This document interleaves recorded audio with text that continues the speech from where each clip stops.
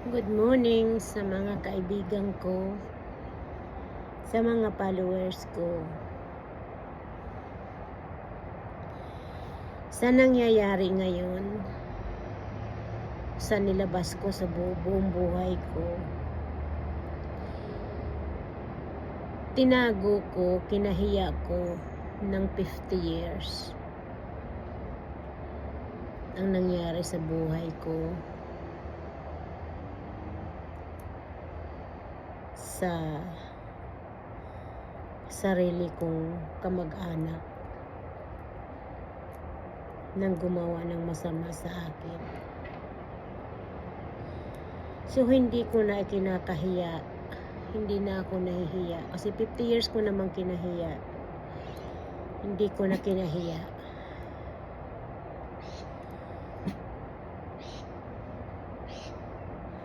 Kasi sa natitirang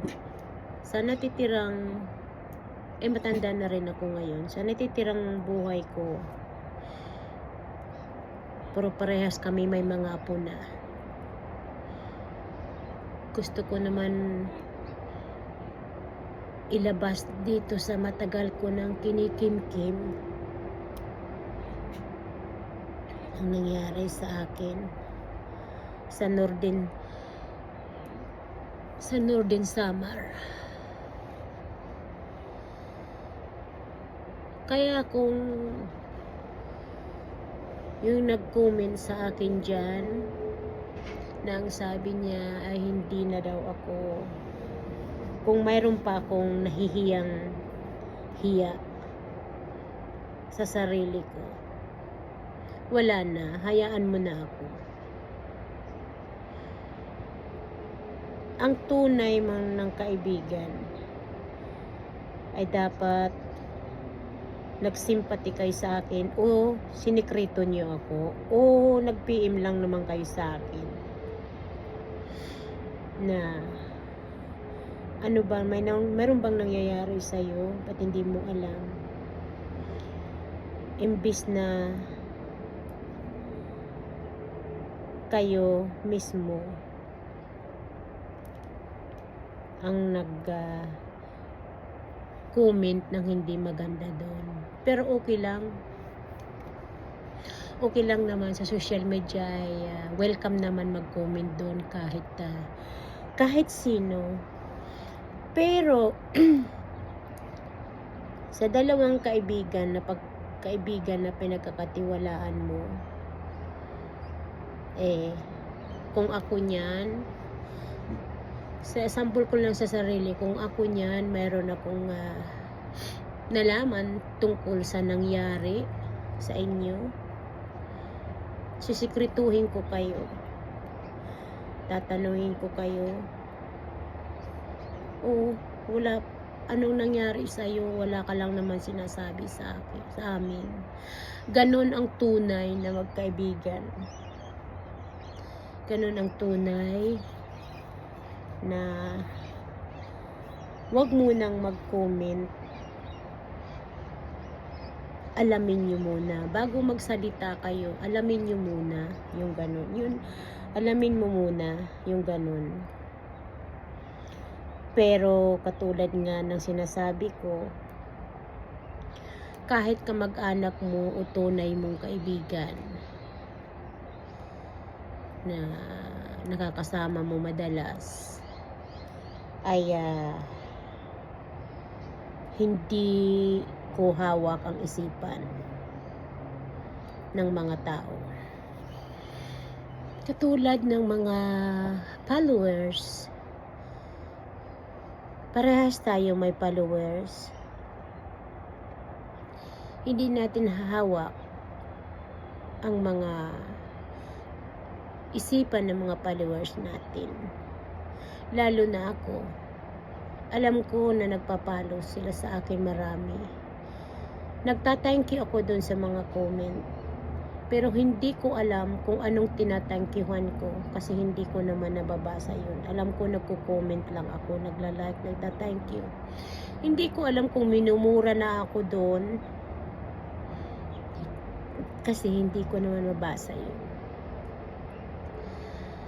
Kasi kung ako ay nakapag-aral lang at nakapagbasa, siguro hindi ako matitake advantage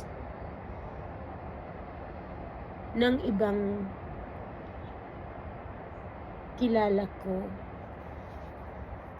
na sila yung o ikaw ang magsasalita ng maganda, hindi maganda. Inano ko nga yun, nilike ko nga yun kasi akala ko maganda yung salita mo sa akin.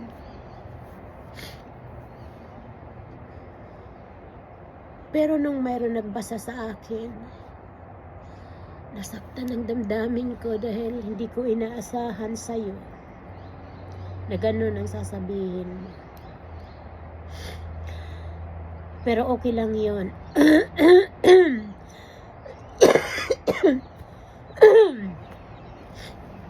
Kasi ulitin ko, kahit kaibigan mo, kamag-anak mo, kapitbahay mo, hindi mo naman hawak ang isipan bawat tao. Kaya maraming salamat sa comment mo. Kahit ay ikaw na tinuring kaibigan ko, ay ikaw mismo ang nag-down sa akin. Pero okay lang yan. Okay lang yan. Nasa social media tayo. Hindi natin alam, kilala ng mga tao ang nagustong mag-comment doon na maganda.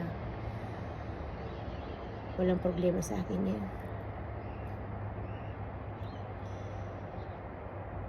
Kasi hayaan mo na lang ako na ilabas ko ang nararamdaman ko sa puso mo dito. Ganon. Sa mga followers ko diyan, maraming salamat sa mga comment ninyo. Kung maganda man o hindi, maraming salamat.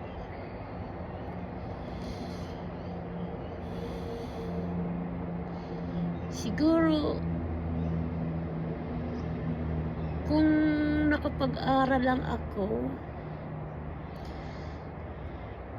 kung ako ay nakapag-aral, siguro lahat ng mga comment doon mababasa ko. Hindi na ako umasa sa iba